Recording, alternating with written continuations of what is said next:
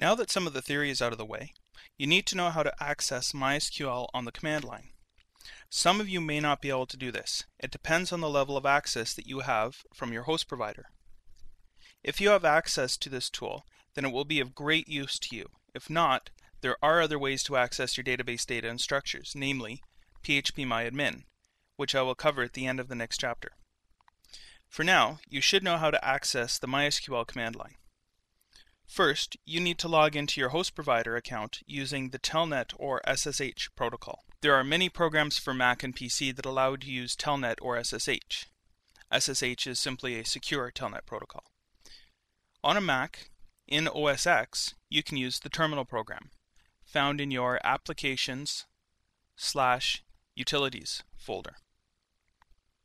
For PC, there is a program called PuTTY, which can be found and downloaded at this address. There are a ton of programs available, however, so if these aren't to your taste, just do a search for Telnet or SSH on download.com or tucows.com. If you need help accessing your host account with SSH or Telnet, call your host provider, and they should be able to assist you. So, once you have logged in,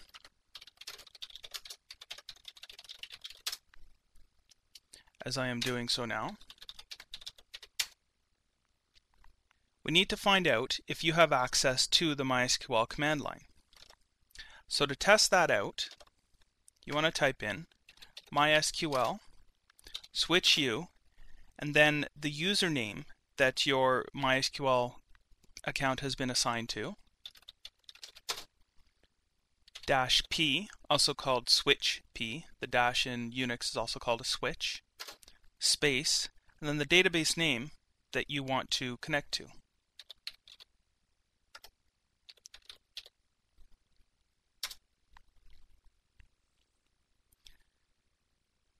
Now that information, if you don't have it handy, should be available from your host provider, again, if you don't know it.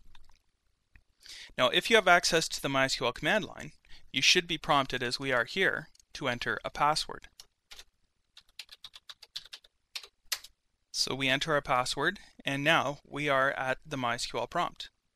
If you received a message that MySQL could not be found or is not a recognizable command, check with your host provider to see if you do have access to the MySQL command line. Once you have access here, you have a wide range of commands available to you.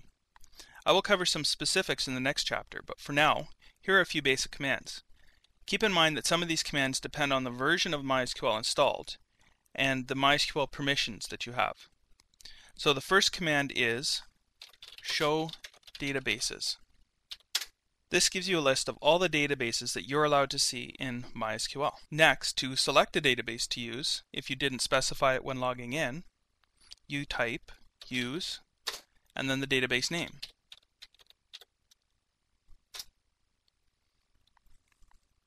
This specifies that any table or row specific commands now will be executed under that database. Next, we have show tables.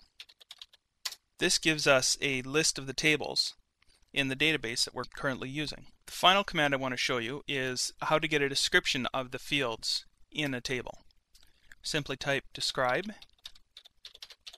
and then the table name. In this case, I'm going to use sessions.